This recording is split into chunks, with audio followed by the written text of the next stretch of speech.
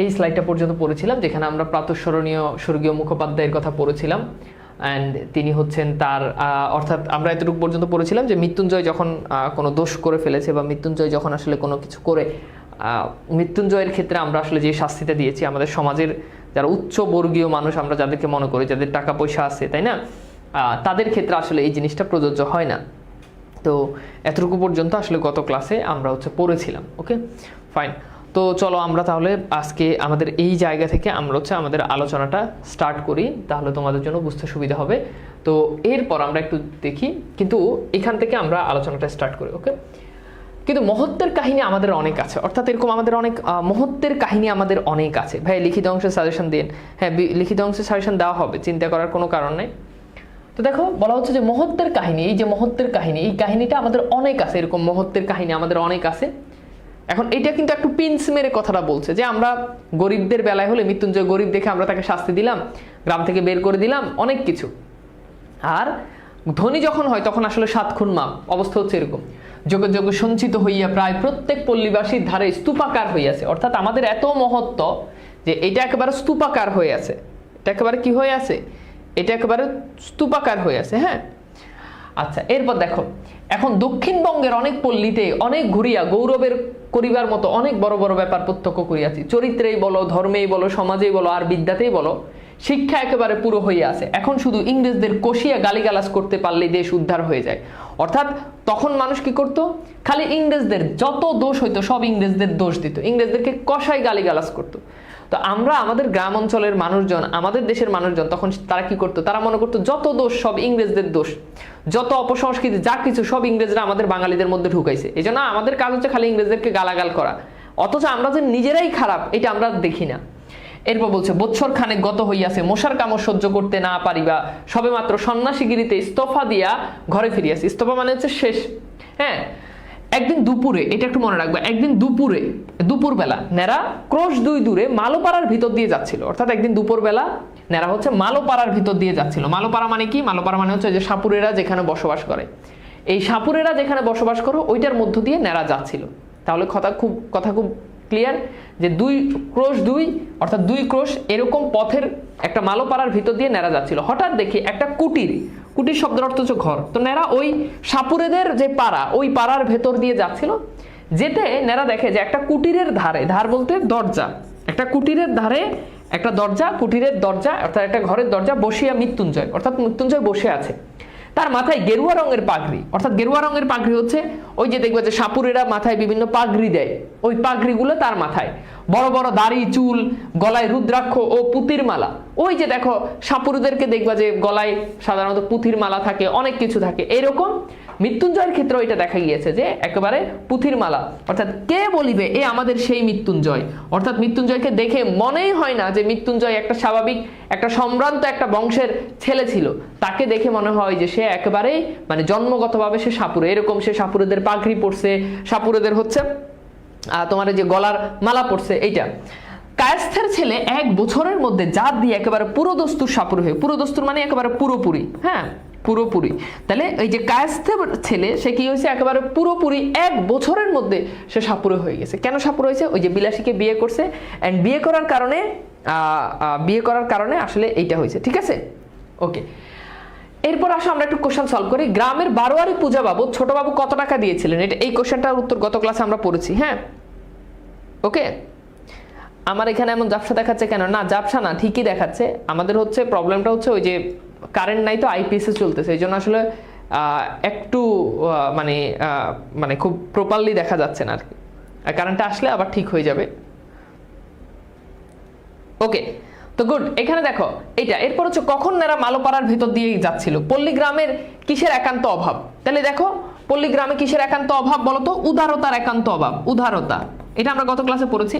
আর নেরা দুপুরে যাচ্ছিল মালোপাড়ার ভিতর দিয়ে, দুপুর বেলায় সে যাচ্ছিল, তখন সে একটা কুটিরের ধারে দেখতে পায়। তো গ্রামের বারোয়ারি পূজা বাবদ ছোটবাবু কত টাকা দিয়েছিলেন? এটা আমরা গত ক্লাসে পড়েছি যে এই যে দেখো ছোটবাবু গ্রামে এই যে এইখানেই আছে, তাই না? একটু দেখো যে ছোটবাবু উদার্য এবং বারোয়ারি পূজা বাবদ এই যে 200 টাকা, দেখছো? এই যে 200 টাকা দিয়েছিলেন, এটা আমরা গত ক্লাসে পড়েছি। আচ্ছা, এরপর দেখো, মানুষ কত শীঘ্র যে তাহার 14 পুরুষের জাত বিসর্জন করিয়া আরেকটা জাত হইয়া উঠতে পারে। তার মানে কথা কি হইল? কথা হচ্ছে যে যেই মৃত্যুঞ্জয় সে পুরোদস্তু সাপুরে হয়ে গেছে। ওকে, পুরোদস্তুর কি হয়ে গেছে? সাপুরে হয়ে গেছে। অথচ এই মৃত্যুঞ্জয় সে সাপুরে ছিলই না, 1 বছরের মধ্যে নিজের জাত বিসর্জন দিয়ে দিছে। সে এক আশ্চর্য ব্যাপার, ব্রাহ্মণের ছেলে মেথরানি বিয়ে করে মেথর হইয়া গেছে। অর্থাৎ বলছে ভালো ব্রাহ্মণের ছেলে, এই ব্রাহ্মণের ছেলে কি করছে? মেথরের মেয়ে বিয়ে করছে এবং মেথরের মেয়ে বিয়ে করে সে মেথর হয়ে গেছে। এরপর দেখো তাহাদের ব্যবসা অবলম্বন করিতেছে, এ বোধ করি আপনারা সবাই শুনেছেন, অর্থাৎ এটা আপনারা সবাই শুনছেন এই গল্প। আমি সৎ ব্রাহ্মণের ছেলে এন্ট্রান্স পাস করার পরে ডোমের মেয়ে, ডোম বলতে কি? ডোম হচ্ছে যারা মৃতদেহ সৎকার করে তাদের, ডোমের মেয়ে বিবাহ করিয়া ডোম হইয়া যাইতে দেখছি। তার মানে বুঝতে পারতেছো যে ডোমের মেয়ে বিয়ে করে সে ডোম হয়ে গেছে, মেথরের মেয়ে বিয়ে করে সে মেথর হয়ে গেছে। এখন সে দুসুনি হচ্ছে তোমার ওই যে চাল ধোয়ার যেই ইয়েগুলো থাকে এগুলো আর কি, চাল ধোয় না তোমরা, এইটা আর কি। সে এখন এগুলো ধুচুনি বানায় এবং হচ্ছে এটা দিয়ে সে কি করে? গ্রামে বিক্রি করে। এবং সে আরেকটা কাজ করে, সে হচ্ছে শুয়োর চড়ায়। শুয়োর আছে না, এই শুয়োর চড়ায়। ভালো কায়স্থের সন্তানকে কসাইয়ের মেয়ে বিবাহ করিয়া কসাই হইয়া যাইতে দেখেছি। ভালো ছেলে কসাইয়ের মেয়ে বিয়ে করছে, সে হয়ে গেছে কসাই।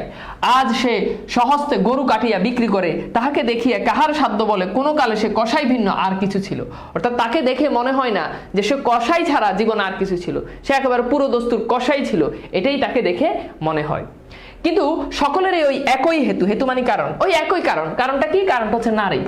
এই জন্য দেখবা গ্রাম অঞ্চলে বা সব জায়গাতেই দেখবা যে যখন ছেলেকে যখন বিয়ে করাইলে দেখবা যে কি দেখে, যে মেয়ের বাপ মা, মেয়ের আত্মীয় স্বজন কেমন, মেয়ের বংশ কেমন। কারণ ভালো বংশের মেয়ে বিয়ে করলে ভালো জায়গায় যাওয়ার সম্ভাবনা আছে। ওই যে মেথরের মেয়ে বিয়ে করে মেথর হয়ে গেছে, হ্যাঁ, ব্রাহ্মণের মেয়ে বিয়ে করে, ব্রাহ্মণের ছেলে মেথরের মেয়ে বিয়ে করে মেথর হয়ে গেছে, ডোমের মেয়ে বিয়ে করে সে ডোম হয়ে গেছে, কসাইয়ের মেয়ে বিয়ে করে সে কষা হয়ে গেছে। এই জন্য বিয়ে করতে গেলে তখন দেখবো যে বাপ মা খুব দেখে শুনে বিয়ে করে। এই জন্য তোমরা কি করো? নিজের জামাই, নিজের ভাতার নিজে নির্বাচন করতে যাও, নিজের বউ নিজে গার্লফ্রেন্ড বানাই তারপর করতে যাও। তোমার বাপ মা তো তোমার থেকে অভিজ্ঞতা বেশি, তাই না? তুমি করলে তো তুমি এইটা হবে, এই যে ব্রাহ্মণের মেয়ে বিয়ে করে, ব্রাহ্মণের ছেলে তুমি বিয়ে করো, তুমি হবে মেথর। আর বাপ মা বিয়ে করাইলে ওইটা হিসাব নিকাশ করে ক্যালকুলেশন করে বিয়ে করে, আর তুমি বিয়ে করলে হইবে মেথর। এখন তুমি সিদ্ধান্ত না যে তুমি আসলে কোনটা হইতে চাও, বুঝছো? আচ্ছা, এন্ট্রান্স মানে হচ্ছে বর্তমান মাধ্যমিক পাস আর কি, মাধ্যমিক পাস। হ্যাঁ, আচ্ছা, এরপর দেখো আমার তো তাই মনে হয়, এমন করিয়া এত সহজে পুরুষ মানুষকে যাহারা টানিয়া নামাইতে পারে, তাহারা এমনই অবলীলা ক্রমে ঠেলিয়া উপরে উঠতে পারে। অর্থাৎ এই নারী, এই যে বলে না যে পুরুষের জীবনে সফলতার কারণও নারী, আবার পুরুষের জীবনে ব্যর্থতার কারণও নারী। তো নেরা বলতেছে যে এই যে এই নারী যদি পুরুষকে যদি এত নিচে নামাই ফেলতে পারে, তাহলে সেই নারী আবার অবলীলা ক্রমে একেবারে কোনো কারণ ছাড়া একেবারে খুব সাবলীল ভাষায় সে আবার পুরুষকে ঠেলে উপর দিকেও তুলে দিতে পারে। তার মানে পুরুষ, এই জন্য দেখো অনেকেই দেখবা যে আমি এরকম পার্সোনালি অনেক দেখছি, প্রেম করার কারণে, প্রেম অ্যাকচুয়ালি বিয়ে আর কি, বিয়ে করার কারণে ভালো মেয়ে বিয়ে করছে, ভালো ছেলে বিয়ে করছে, লাইফটা পুরো চেঞ্জ হয়ে গেছে। মানে লাইফ আগে অনেক অগোছালো ছিল, লাইফে কোনো কিছুই ছিল না, এখন পুরো লাইফটা অনেক বেশি গোছানো হয়ে গেছে। আবার এরকম অনেক দেখছি যে বিয়ে করছে, বউ খারাপ কিংবা জামাই খারাপ, পুরো জীবন শেষ, মানে বাকি জীবনই শেষ। তার মানে ঘটনা কি? ঘটনা হচ্ছে যে আসলে মানুষের জীবনে বা ছেলেদের জীবনে বিশেষ করে মেয়েদের প্রভাব আসলে অনেক বেশি। মেয়েদের প্রভাব, তোমারে আমি যতই মোটিভেশন দিই, যতই কথা বলি, যতই তোমারে আমি বলি, তুমি কিন্তু আমার কথা শুনবা না। কিন্তু তোমার ওই যে সাদিয়া ডাক দিয়ে একটা কথা বলো, আমার কথার থেকে তোমার কাছে তার কথার প্রায়োরিটি বেশি, সাদিয়ার কথার প্রায়োরিটি বেশি। কারণ কি? কারণ সাদিয়া বিপরীত লিঙ্গের মানুষ। তো এই জন্য ওই ডিফারেন্ট লিঙ্গ, সেটা চাইলে তোমাকে উপরেও তুলতে পারে, আবার চাইলে নিচেও তুলতে পারে। এখন উপরে তোলার মন মানসিকতা এখন আর নাই। এটা বাংলা সিনেমা না, আর এখন মেয়েরা সাবানা না যে সেলাই মেশিনে সেলাই কাজ করে তারপর হচ্ছে সংসার চালাবে। তো সেই যোগ এখন আর নাই, বুঝছো? তো এখন তোমরাও জসিম না যে হুট করে লটারি ধরেই লক্ষ লক্ষ টাকার মালিক হয়ে যাবে, কথা বুঝছো? আচ্ছা, তো যেখানে ছিলাম এখানে, তো তারপর বলছে যে পল্লী গ্রামে পুরুষদের সুখ্যাতি আজ পঞ্চমুখ হইয়া উঠিয়াছে। তখন তো মেয়েদের কোনো সুখ্যাতি ছিল না, সুখ্যাতি মানে সুনাম। তো আজকে মেয়েদের, এই পুরুষদের এত সুখ্যাতি, গৌরবটা একা শুধু তাহাদের, শুধু নিজেদের জোরে এত দূর নিচের দিকে নামিয়া চলে এসে। অর্থাৎ পুরুষদের যে এত সুনাম, এটার জন্য তো নারীদেরও ক্রেডিট দেওয়া উচিত, তাই না? একটা পুরুষ সে ভালো চাকরি করবে, সে ভালো কিছু করবে, ডেফিনেটলি তার বউয়ের বা তার ঘরের মানুষের তার জন্য একটা সবসময় একটা সান্ত্বনা, সবসময় একটা মোটিভেশন, এটা কাজ করে, তাই না? মানুষ যখন হতাশ হয়ে যায়, যখন লস হয়, ব্যবসা বাণিজ্যে অনেক কিছু হয়, তখন তার ঘরের মানুষ, তার বউ তাকে সান্ত্বনা দেয়। এটাই তো হওয়া উচিত। তো পুরুষদের সফলতার পেছনে আসলে নারীদের একটা অবদান আছে। আবার পুরুষদের, এটা বললে অনেক মেয়ে খুশি হয়ে যাবে, আবার পুরুষদের ধ্বংস হওয়ার পেছনেও নারীদের অবদান অনেক আছে। ঠিক আছে, এটা আমরা না বলি, এটা বললে এখন অনেকে ক্লাস থেকে বের হয়ে চলে যাবে। শুধু নিজেদের জোরে এত দূর নিচে নামিয়ে চলেছে। অন্দরে, অন্দর মানে হচ্ছে ঘরের ভেতর। দেখো, অন্দরের দিকে হইতে কি এতটুকু উৎসাহ, এতটুকু সাহায্য আসে না? অর্থাৎ ঘরের মানুষ যারা ঘরের মানুষরা কি তাদেরকে একটুও সাহায্য করে না? এটার কথা বলছে। কিন্তু যাক, ঝোঁকের মাথায় হয়তো অনধিকার চর্চা করিয়ে বসবো। অনধিকার চর্চা মানে কি? মানে যেটা আসলে বলার আমার অধিকার নাই, যে আমি এত জ্ঞান দিতেছি, এত জ্ঞান দেওয়ার তো আসলে আমার অধিকার নাই। আমি হয়তো ঝোঁকের মাথায় আবেগে ইমোশনাল হয়ে বলে ফেলছি। নেরা নিজের এবার আত্মসমালোচনা করতেছে। কিন্তু আমার মুশকিল হয়ে আছে যে আমি কোনো মতেই ভুলিতে পারি না দেশের 90 জন নরনারী শুধু পল্লী গ্রামের মানুষ। এটা খুব ইম্পর্টেন্ট। তাহলে দেশের কতজন নরনারী? 90 জন নরনারী হচ্ছে পল্লী গ্রামের মানুষ, এবং সেজন্য কিছু একটা আমাদের করা চাই। যাক, বলিতেছিলাম যে দেখিয়া কে বলিবে এই মৃত্যুঞ্জয়, কিন্তু আমাকে সে খাতির করিয়া বসাইলে, অর্থাৎ নেরাকে সে দেখে নেরাকে খুব আদর সমাদর করে বসাইছে। ঠিক আছে, বুঝছো? নেরাকে সে কি করছে? খুব আদর সমাদর করে বসে। বিলাসী পুকুরে জল আনতে গিয়েছিল, আমাকে দেখিয়া সেও বাড়ি খুশি হয়ে যাচ্ছে। বারবার বলিতে লাগলো, তুমি না আগলালে সে রাত্রিতে আমাকে মেরেই ফেলতো। ওই যে আমরা গত ক্লাসে দেখেছি, যখন 10-12 জন যখন গেছে এবং নেরা তখন বিলাসীকে প্রোটেক্ট করার জন্য চেষ্টা করছে।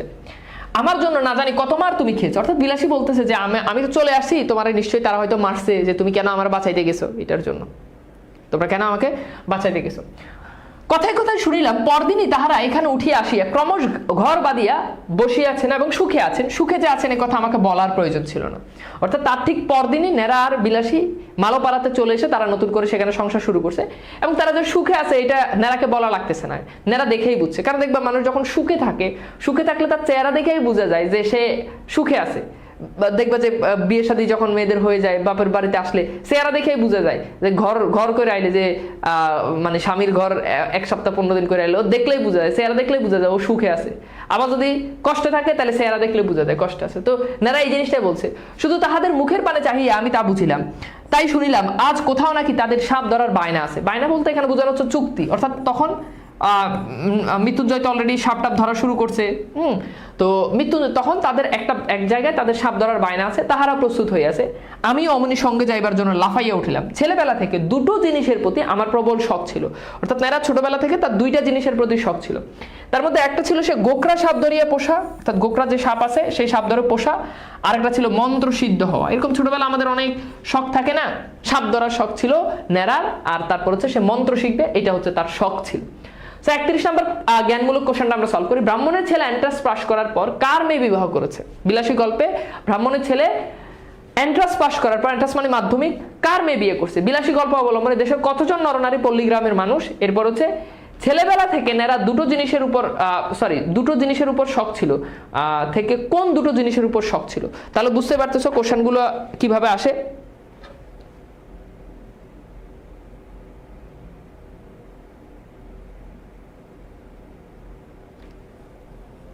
বুঝছো? আমি কি বুঝাইতে পারছি তোমাদেরকে?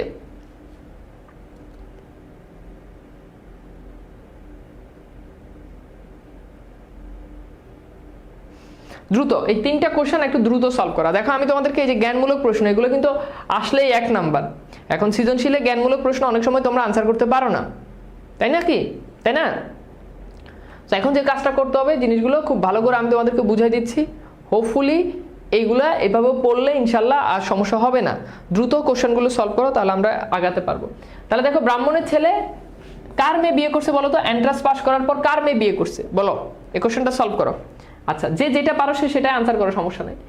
এই দেখো ব্রাহ্মণের ছেলে, এই যে দেখো, এই যে ব্রাহ্মণের ছেলে কি জানি এই যে আমি সৎ ব্রাহ্মণের ছেলে এন্ট্রান্স পাস করার পরও ডোমের মেয়ে বিবাহ করতে দেখছি, তাই না? আচ্ছা, তাহলে বুঝছো? এখন এখানে 2টা ব্যাপার আছে। ব্যাপার হচ্ছে ব্রাহ্মণের ছেলে একটা বিয়ে করছে মেথর, আরেকটা যেটা এন্ট্রান্স। এখানে 2টা প্রসঙ্গ আছে। একটা হচ্ছে ব্রাহ্মণের ছেলে মেথর বিয়ে করছে, ফাইন, মানে মেথরের মেয়ে বিয়ে করে মেথর হয়ে গেছে। কিন্তু যে এই যে দেখো, যে এন্ট্রান্স পাস করছে সে কিন্তু ডোমের মেয়ে বিয়ে করছে। সো এই কোশ্চেনের আনসারটা হবে কিন্তু ডোম। উত্তর কি? ডোম। ওকে, আচ্ছা। এরপর দেখো উত্তর হচ্ছে কি? 90 জন। 90 জন। কথা বোঝা গেছে? আচ্ছা, এরপর দেখো ছেলেবেলা থেকে ন্যাড়ার কোন দুটো জিনিসের প্রতি প্রবল শখ ছিল বলো তো? একটা কি ছিল বলো তো? গোখরা সাপ পোষা, গোখরা সাপ পোষা। আরেকটা কি ছিল বলো তো? এন্ড 2 নাম্বারটা ছিল আমাদের কি? মন্ত্র সিদ্ধ হওয়া, মন্ত্র সিদ্ধ হওয়া। ওকে, ভেরি গুড, বুঝছো? ফাইন। আচ্ছা, এইবার আসো আমরা একটু দেখি যে সিদ্ধ হওয়ার তখন উপায় খুঁজিয়া বাহির করিয়ে পাই নাই, অর্থাৎ যখন না কারেন্ট আসছে, এই তোর কারেন্ট আসছে,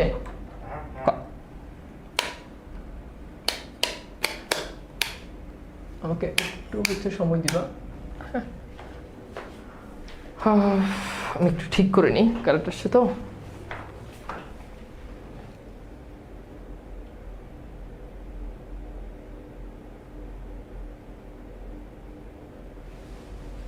ওকে, সো ঠিক আছে, তো যেখানে ছিলাম আমরা সেখান থেকে আবার আমাদের আলোচনাটা স্টার্ট করি।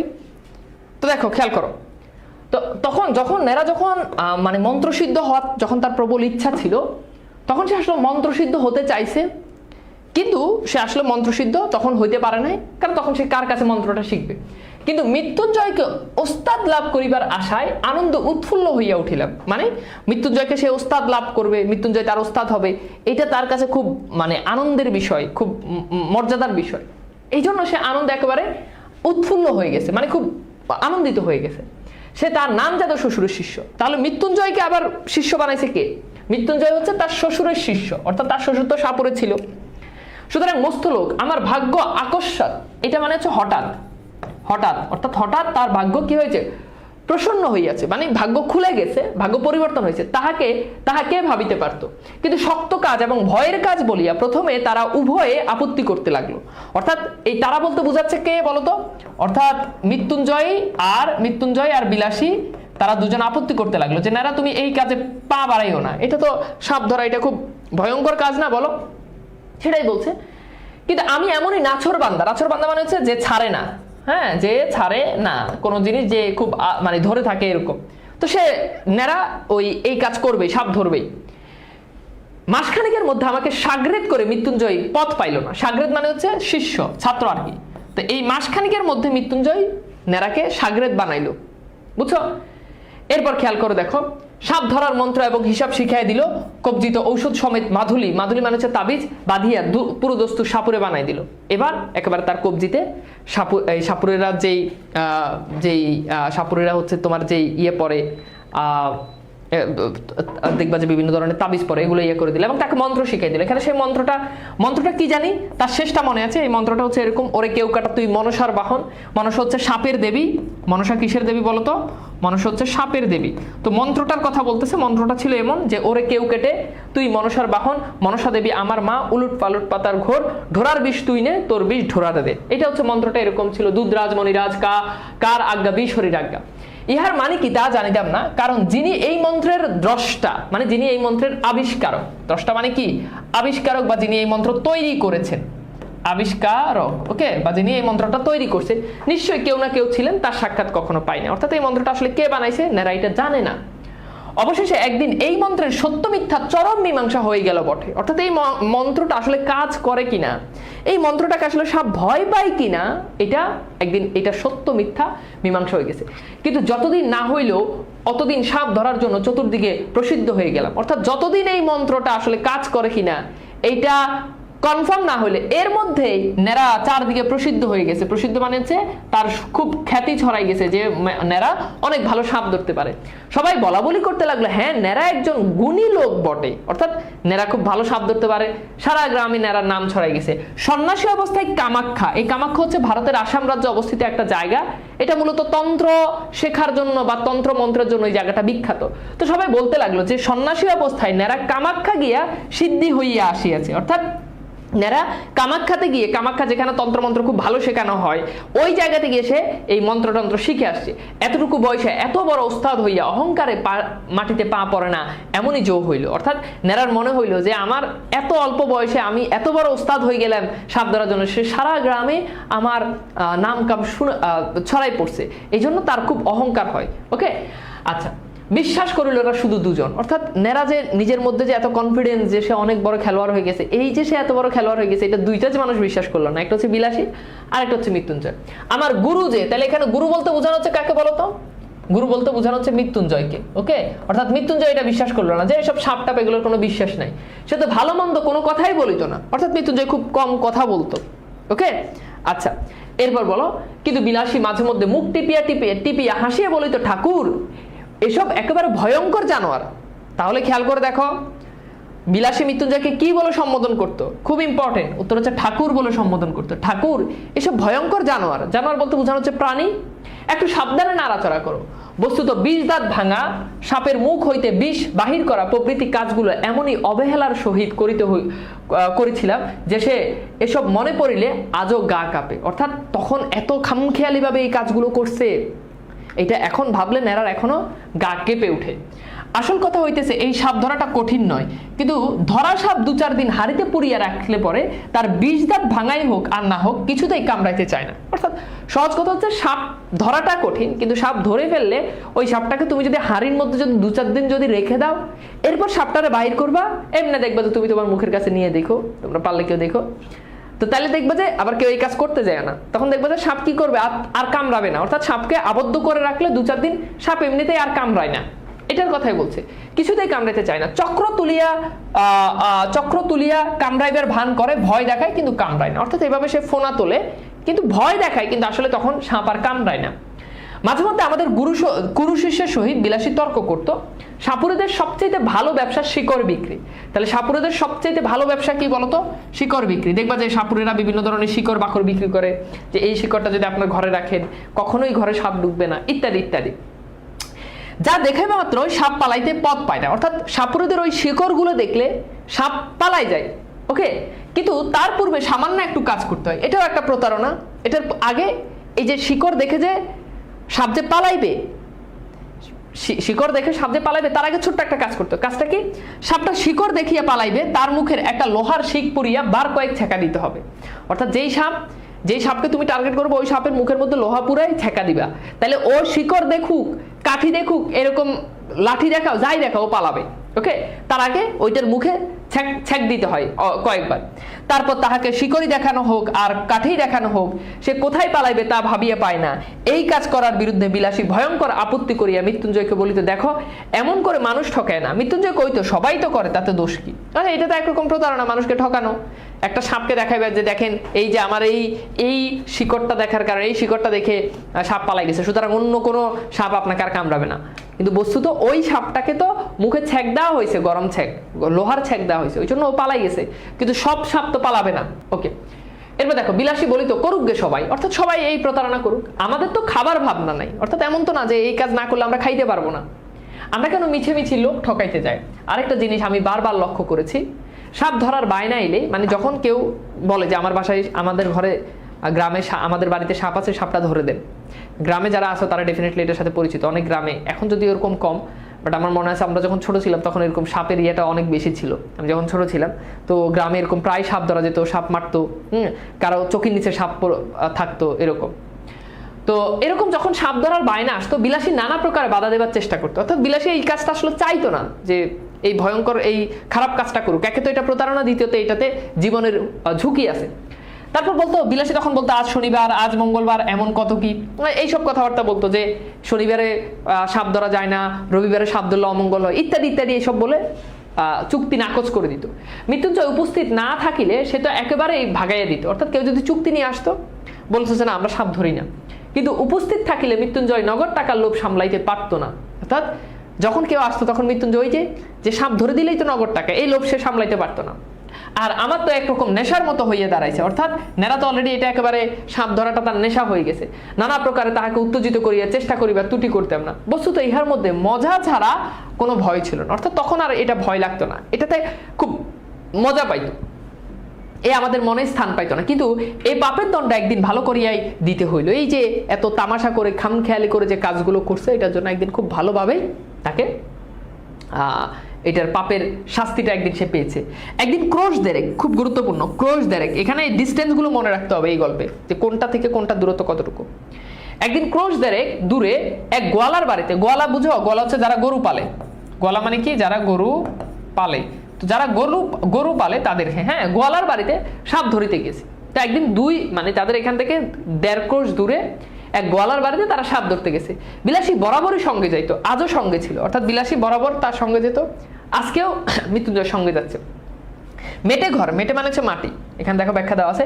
মেটে ঘরের মেঝে খানিক খুঁড়িয়া একটা গর্তের চিহ্ন পাওয়া গেল, আমরা কেউই লক্ষ্য করি না, কিন্তু বিলাসী সাপুরে মেয়ে, অর্থাৎ এই একটা গর্তের চিহ্ন দেখতে পেল, কিন্তু ন্যাড়া মৃত্যুঞ্জয় কারোই এই গর্তটা চোখে পড়লো না। এখন বিলাসিতা জন্মগতভাবে সাপুরের মেয়ে, তার চোখে এটা পড়ছে। সে হেড করিয়া, হেড মানে কি মাথা নিচ করে, হেড মানে কি নিচ করে, সে হেড করিয়া কয়েক টুকরা কাগজ তুলিয়া বলিল, আমাকে বলিল, ঠাকুর একটু সাবধানে খোরো, সাপ একটা নয়, এক জোড়া তো আছেই বটে, হয়তো তার বেশি আছে। অর্থাৎ ওই কাগজগুলো দেখে বিলাসী বলে দিল যে সাধারণত ওই যে সাপের মুখে ইয়েতে সাপ কি করে, মুখ দিয়ে কাগজ টেনে নিয়ে আসে, তো বিলাসী দেখেই বুঝছে সে তো সাপুরে মেয়ে, ন্যাড়া মৃত্যুঞ্জয় থেকে তার অভিজ্ঞতা অনেক বেশি। সে দেখে বলছে যে সাপ একটা না, এক জোড়া মিনিমাম আছে, এবং এক জোড়ার থেকে অর্থাৎ 2টার থেকে আরো বেশিও থাকতে পারে। ওকে, এরপর দেখো মৃত্যুঞ্জয় বলিল, এরা যে বলে একটা এসে ঢুকেছে, অর্থাৎ যে বাড়ির লোকজন বলতেছে যে সাপ একটা আছে, কিন্তু বিলাসী বলতেছে না 2টা আছে, একটাই দেখতে পাওয়া গেছে। বিলাসী কাগজ দেখিয়ে কইল, দেখছো না বাসা করেছে। মৃত্যুঞ্জয় কইল, কাগজ তো ইঁদুরও আনতে পারে, অর্থাৎ কাগজ যে সাপে আনবে এরকম না, কাগজটা তো ইঁদুরও আনতে পারে। বিলাসী কইল, 2 হতে পারে, হ্যাঁ ইঁদুরও আনতে পারে, সাপেও আনতে পারে, কিন্তু 2টো আছে আমি বলছি। অর্থাৎ বিলাসী বলতে না সাপ একটা না, সাপ 2টো আছে। বাস্তবিক বিলাসীর কথায় ফলিল মানে বাস্তবে প্রতীত হলো বা বাস্তবে রূপ নিল, কিন্তু মর্মান্তিকভাবে সেদিন ফলিল।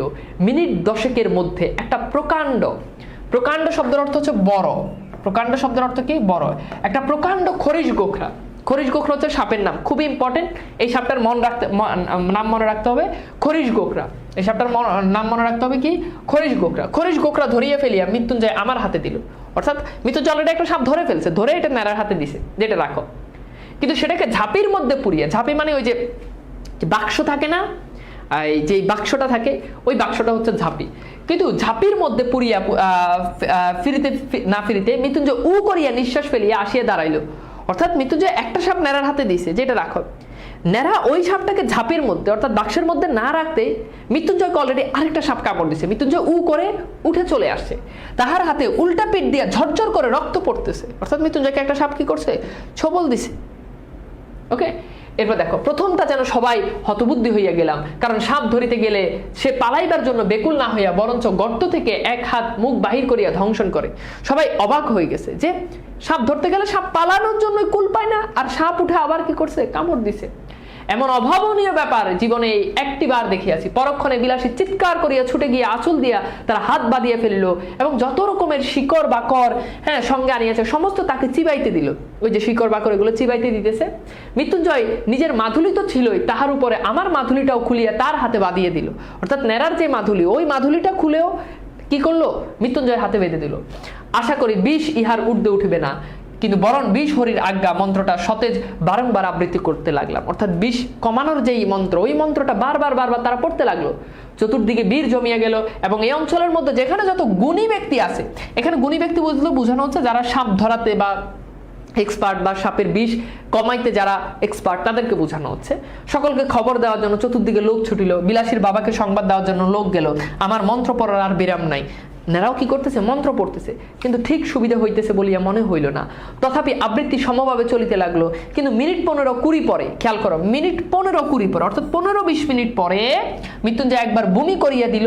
তখন বিলাসী মাটির উপরে একবার আচার খাইয়া পড়লো। অর্থাৎ দেখবা কেউ যখন অনেক বেশি অসুস্থ হয়ে যায় বমি করে দেয়, এটা কিন্তু খুব খারাপ লক্ষণ। একেবারে একটা মানুষ অ্যাক্সিডেন্ট হয়ে যায় কিংবা কোনো সে যখন বমি করে দেয় তখন তার সে মারা যাওয়ার আশঙ্কা অনেক বেশি। তো বিলাসী বুঝে ফেললো যে মৃত্যুঞ্জয় বাঁচবে না। আমিও বুঝিলাম বিষ হরির দোহাই বুঝিয়ে আর খাটে না। অর্থাৎ মন্ত্র পড়তেছে কিন্তু মন্ত্র আসলে ঠিকঠাক ভাবে কাজ করতেছে না। আচ্ছা, এরপর দেখো নিকটবর্তী আরো 2-4 জন উস্তাদ আসিয়া পড়েছে।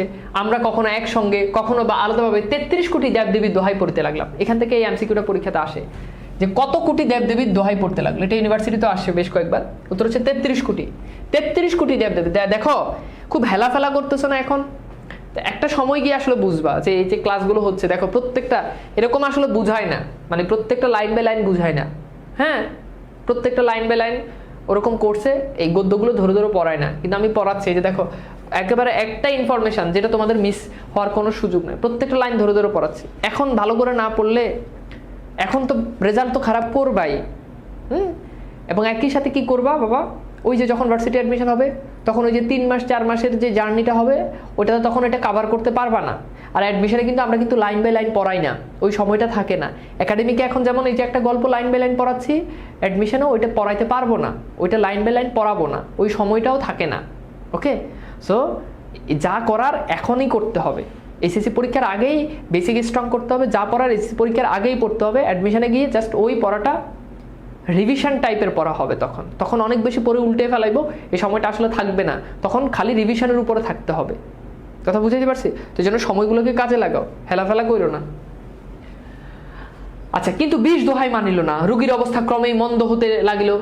যখন দেখা গেল যে ভালো কোথায় হইবে না, তখন 3-4 জন ওঝা মিলিয়ে, ওঝা মানে হচ্ছে যারা সাপ ধরে মন্ত্রসিদ্ধ যারা করে আর কি, তারা বিষকে এমনই অকথ্য অশ্রাব্য ভাষায় গালিগালাজ করতে লাগলো যে বিষের কান থাকিলে সে তো মৃত্যুঞ্জয়, তো মৃত্যুঞ্জয় সেদিন দেশ ছাড়িয়ে পালাইতো। তো বলতেছে যে এবার যখন কোনো উপায় পাচ্ছে না, তখন তারা কি করলো, যে বিষ আছে ওই বিষকে, যে বিষটা মৃত্যুঞ্জয়কে ধরছে সাপের বিষ, ওই সাপের বিষটাকে তারা শ্রাব্য অশ্রাব্য ভাষায় গালিগালাজ করতে লাগলো। এটা একটা কুসংস্কার যে বিষকে একেবারে, মানে দুনিয়ার যত নিকৃষ্ট গালি আছে বিষকে, তো এইটা গালি তো মানে দিতে পারতেছি না, তো এরকম গালি বিষকে দেওয়া শুরু করলো, যাতে বিষের যদি কান থাকতো তাহলে বিষ বলতেছে বিষ দেশ ছেড়ে পালাইতো।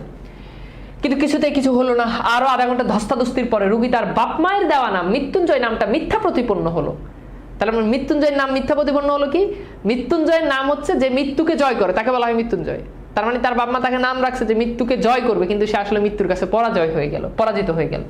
তার শ্বশুরের দেওয়া মন্ত্র ঔষধি সমস্ত মিথ্যা প্রতিপন্ন করিয়া ইহলোকের লীলা সঙ্গ করিল, অর্থাৎ সে মারা গেল। বিলাসী তার স্বামীর কথা মাথাটা কোলে করিয়ে বসিয়াছিল, সে যেন একেবারে পাথর হয়ে গেল।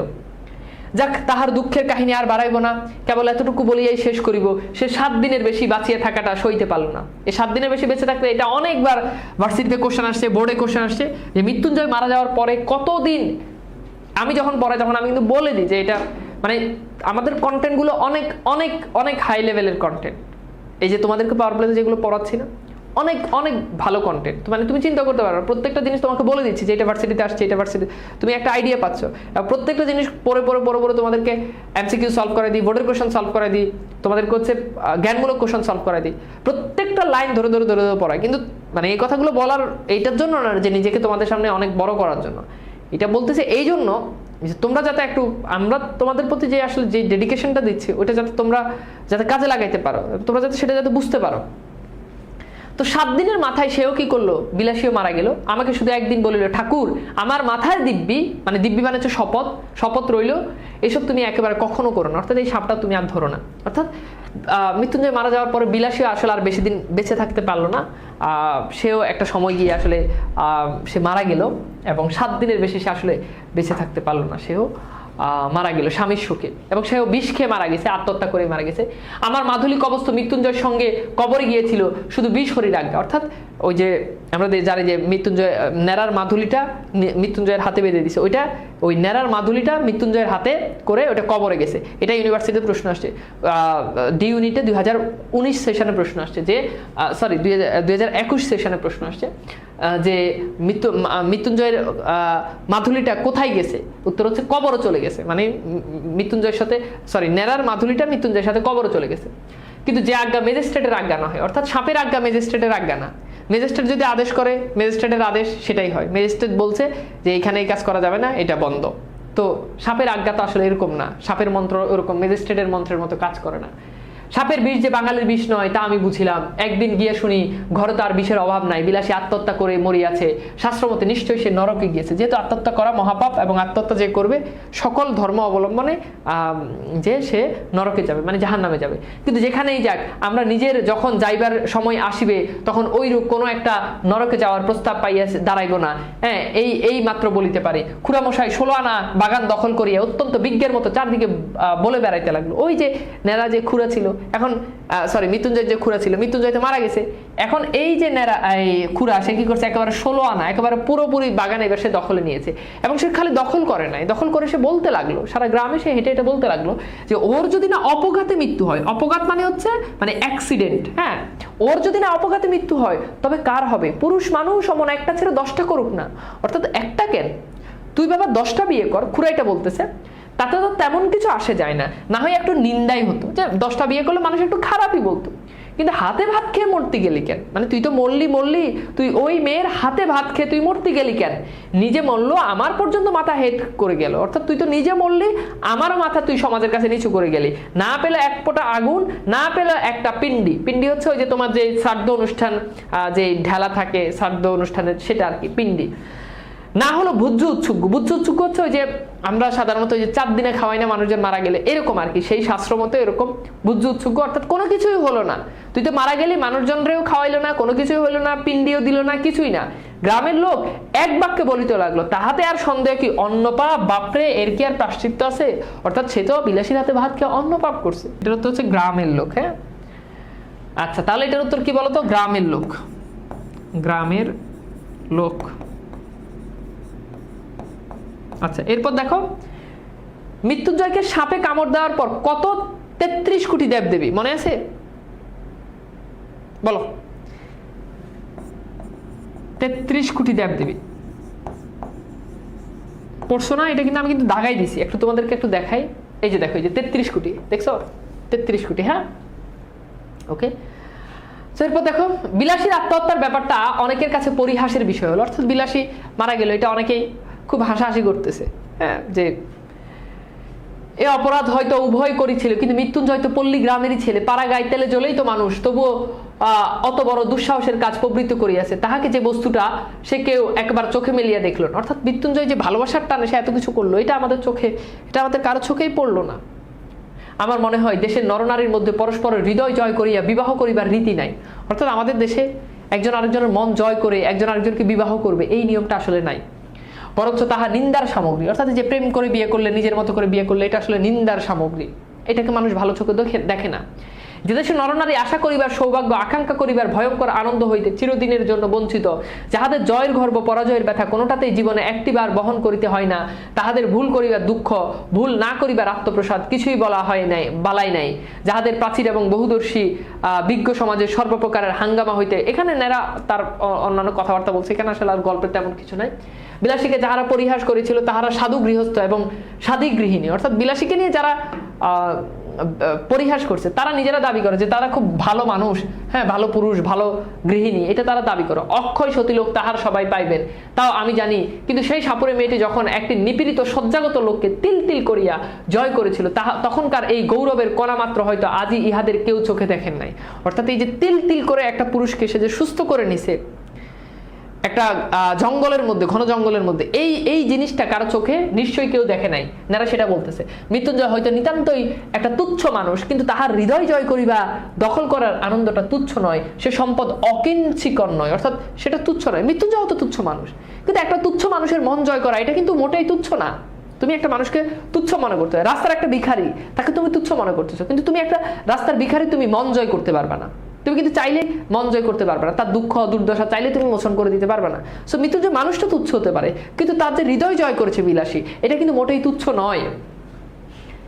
তার বলছে এই বস্তুটাই আমাদের দেশের লোকের বুঝা উঠা কঠিন। আমি বুদেব বাবু তিনি একজন দেখো বুদেব বাবু সম্পর্কে দেওয়া আছে, বুদেব মুখোপাধ্যায় 19 শতকের বাংলা নবজাগরণের অন্যতম প্রতীকী, হিন্দু সমাজের নানা কুসংস্কারের বিরুদ্ধে তিনি কলম ধরেছেন। তো এখানে বুদেব বাবুর কথা উল্লেখ আছে, পরীক্ষাতে মাঝে মধ্যেই প্রশ্ন আসে যে কার কথা এখানে উল্লেখ আছে, উত্তর হচ্ছে বুদেব বাবু। হ্যাঁ, পারিবারিক প্রবন্ধে দোষ দিব না এবং শাস্ত্রীয় তথা সামাজিক বিধি ব্যবস্থারও নিন্দা করিব না, করিলেও মুখের উপর কড়া জবাব দিয়ে তাহার বলিব। এই হিন্দু সমাজে তাহাদের নির্ভুল বিধি ব্যবস্থার জোরে এই শতাব্দী অতগুলো বিপ্লবের মধ্যে বাঁচিয়ে আছে, আমি তাহাদের অতিশয় ভক্তি করি। প্রত্যুত্তরে আমি কখনোই বলিব না টিকে থাকাই চরম সার্থকতা না, অর্থাৎ টিকে আছে এটাই সার্থকতা না, হ্যাঁ, বরং অতিকায় হস্তি। অতিকায় মানে হচ্ছে বড়, হস্তি মানে হচ্ছে হাতি।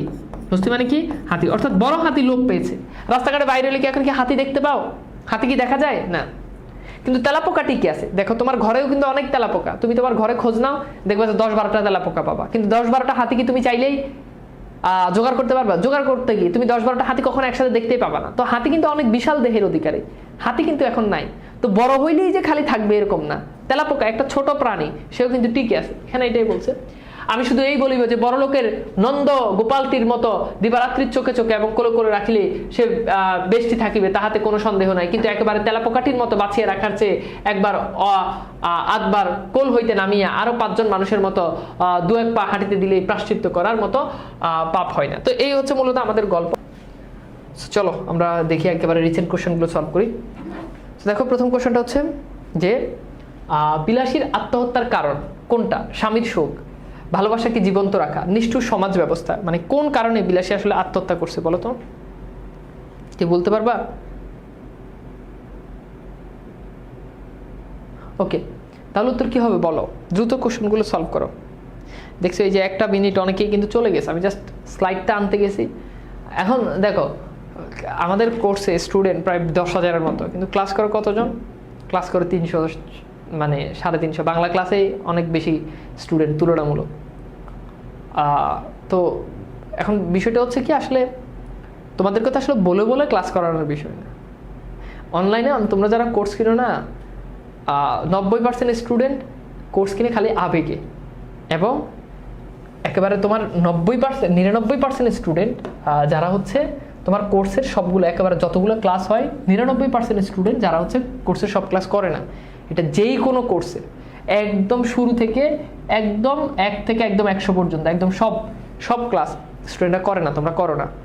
তার মানে 80% স্টুডেন্ট অনলাইন কোর্স কিনা আবেগে, আর 99% স্টুডেন্ট হচ্ছে ফুল কোর্স দেখেই না। তার মানে বাকি প্রপারলি একদম শুরু থেকে শেষ পর্যন্ত এইটার সংখ্যা মাত্র 1% হবে, মাত্র 1%। 1000 জনের ভিতরে সর্বোচ্চ হয়তো 100 জন ফুল, একেবারে ফুল A to Z সবকিছু করে। তোমরা কথা মিলাই নিও, তোমাদের সাথেই মিলাই নিও। তো যাই হোক, এটার উত্তর হচ্ছে 1 এবং 3। 1 এবং 3। আচ্ছা, এইটার উত্তর একটু বলি। দেখো বিলাসী মৃত্যুবরণ করছে, হ্যাঁ, স্বামীর শোক সে সহ্য করতে পারে না, এটা একটা। এখন সে মানে মরে গেলে যে ভালোবাসা জীবিত থাকবে এরকম তো না, তার মানে এটা তো হইতেই পারে না। নিষ্ঠুর সমাজ ব্যবস্থা, হ্যাঁ, সমাজের মানুষজন তাকে নিন্দা করতেছে, সে সমাজ ব্যবস্থার কারণেই তো সে মূলত এই জায়গায় আসছে। না হলে মৃত্যুঞ্জয় কি সাপুরে হওয়া লাগতো? তাকে তো সমাজ থেকে বের করে দিছে। তার মানে হ্যাঁ, এটাও ঠিক। সো এইটার উত্তর হচ্ছে 1 এবং 3, তার মানে উত্তর হচ্ছে সি। আচ্ছা, এরপর দেখো রাজশাহী বোর্ড 2024 আসে। মৃত্যুঞ্জয় কোন ক্লাসে পড়তো? তাহলে 1st class, 2nd class, 3rd class, এরপর হচ্ছে 4th ক্লাস। বলো তো কোন ক্লাসে পড়তো? কোন ক্লাসে পড়তো বলো? মৃত্যুঞ্জয় কোন ক্লাসে পড়তো? তাহলে এইটার উত্তর কি হবে? এটা হচ্ছে 3rd ক্লাসে পড়তো। এটা আমরা প্রথম ক্লাসে পড়ছি। বিলাসী গল্পের সমাজ চিত্রে প্রধানত কোন দিকটি ফুটে উঠেছে? জাতিভেদ, প্রভেদ, পরশ্রীকাতরতা, নিষ্ঠুরতা, অকৃতজ্ঞতা। বলো তো কি হবে? এই কোশ্চেনটা সলভ করো দ্রুত। আচ্ছা, তাহলে এইটার উত্তর হচ্ছে জাতিভেদ প্রথা। এটাই তো আমাদের মূল প্রতিপাদ্য বিষয়, তাই না? আমরা দেখলাম যে মৃত্যুঞ্জয় এক জাতের, বিলাসী একটু নিচু জাতের। এইটা নিয়েই তো মূল ঘটনার আবির্ভাব।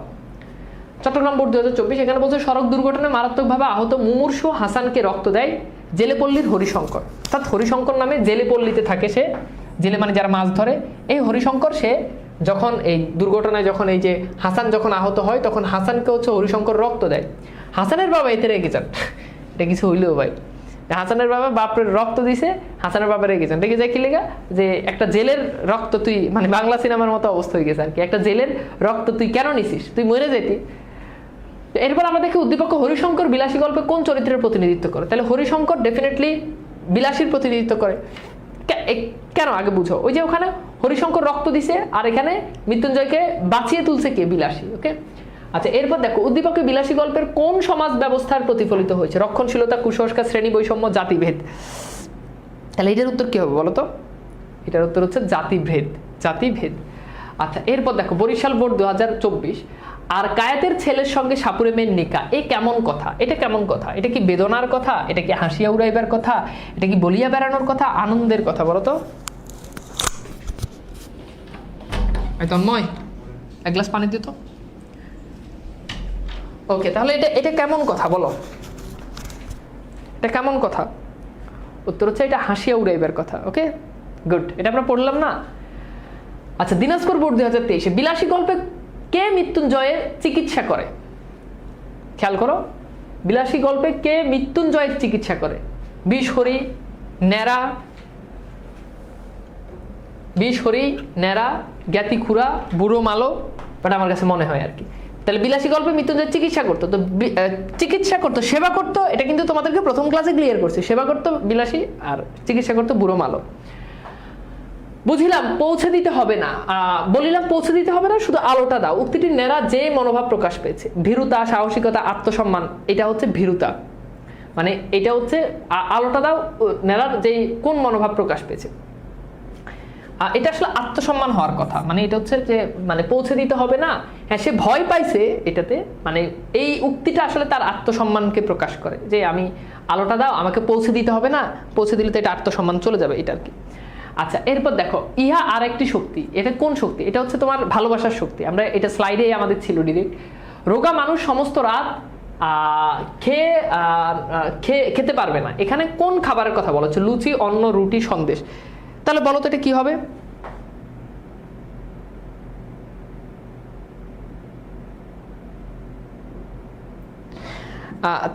বলো তো এটা কি হবে?